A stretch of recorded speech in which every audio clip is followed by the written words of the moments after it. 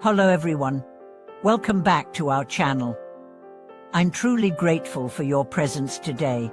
The story I am about to share may challenge your understanding of wisdom, holiness, and what it really means to be a practitioner.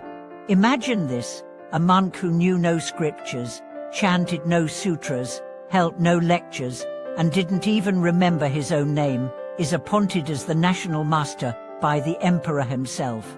How could that be? Why would the most revered spiritual title in the country be given to someone who, by all appearances, seemed entirely unqualified?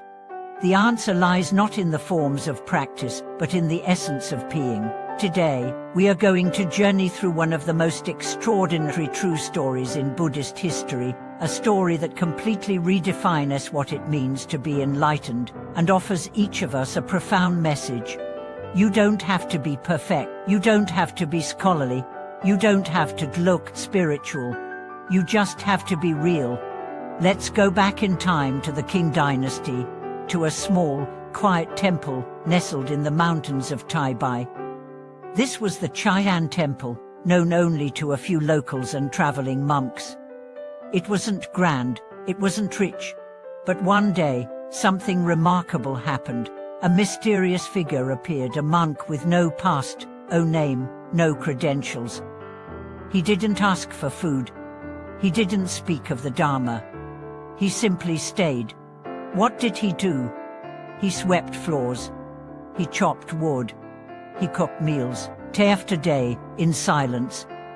He didn't join the daily recitation as he didn't sit in meditation. When asked a question, he would smile, or say nothing at all. At first, the resident monks dismissed him. He's just a vagrant, they thought. Maybe mad, maybe lost. But over time, something changed. When he swept, the air felt clearer. When he cooked, the food tasted better. When he smiled, people felt peaceful. Children stopped crying around him. Sick animals seemed to recover. And always, he whispered a single phrase to himself, one mysterious line of Sanskrit, Mahanai, over and over, like a secret prayer. No one knew what it meant, and the monk never explained. But everyone began to feel its power. Years passed, and one day, he vanished. Just disappeared. No one knew where he went. No farewell, no trace. The temple returned to its routine. Life went on. Until, one day, word came from the imperial palace. The Empress Dowager had passed away, and in her dream, she spoke to the emperor. In the pigsty of a temple in the north, there lies a saint. He must help me cross over. The emperor, shaken, dispatched his ministers. The search led to Shiyu Temple in Beijing, where dozens of pigs lived in a sanctuary behind the main hall. And there, among them, was the same nameless monk. He had been living with the pigs, eating what they ate, sleeping where they slept. The monks at that temple thought he was mad. They avoided him, ridiculed him. But now, standing before imperial officials, everything changed. They bowed. They begged him to return. The monk said nothing. During the memorial ceremony for the empress, while the other monks recited elaborate chants, the silent monk sat still. He did not chant. He did not speak. Then, at the end, he slowly rose, took a piece of bread, and threw it into the air. The big ghosts go to the pure land, he whispered. The small ghosts eat the bread. The next day, the empress came again in a dream. I almost made it, she said. But someone pulled him away. The emperor ordered the ceremony repeated this time, with strict instructions. Do not interrupt the saint. Again, the monk remained silent for hours. Then, at the final moment, he tossed bread into the air and smiled. It is done, he said. And from that moment on, those who had ridiculed him bowed, those who had ignored him now wept in awe. The emperor honored him as national master, but he refused titles, refused robes, refused all glory. He returned to silence. He returned to pigs. He returned to nothing. So why does this matter? Why should we, centuries later, remember this man? Because he embodied the deepest truth of all. Enlightenment is not something you wear. It's not something you say. It's not something you prove. It's something you are. This monk, this nobody, was purity in motion. He didn't need to explain the Dharma because he was the Dharma.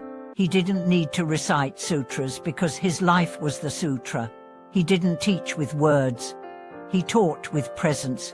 In our world today, we are obsessed with appearances. We think the more we know, the more we memorize, the more we meditate, the closer we get to truth. But truth doesn't live in knowledge. It lives in the stillness behind thought, in the love behind action, in the surrender behind identity. The greatest lesson this monk teaches us is the power of not knowing, for not as ignorance but as innocence, as humility, as trust. When you let go of needing to control, needing to label, needing to master everything, you become open, you become real, and reality reveals itself. He reminds us that the goal of spiritual practice is not to become better than others, but to become nobody, to empty yourself so completely that only compassion remains. And from that emptiness, miracles flow. So if you ever feel like you're not good enough to practice, remember this monk. If you ever feel like you don't know enough, or can't meditate well, or don't fit the image of a spiritual person, remember him. You don't need to be perfect. You don't need to be knowledgeable. You just need to be sincere. Sweep your temple, feed your pigs, whisper your mantra, and let your life be your prayer. Thank you for watching this video. If this story moved you, if it reminded you that you are already enough, please share your reflections in the comments. Subscribe for more stories of unexpected enlightenment. And if you know someone who's struggling with their path, send them this video. Maybe it will help them remember who they truly are. We'll see you in the next one.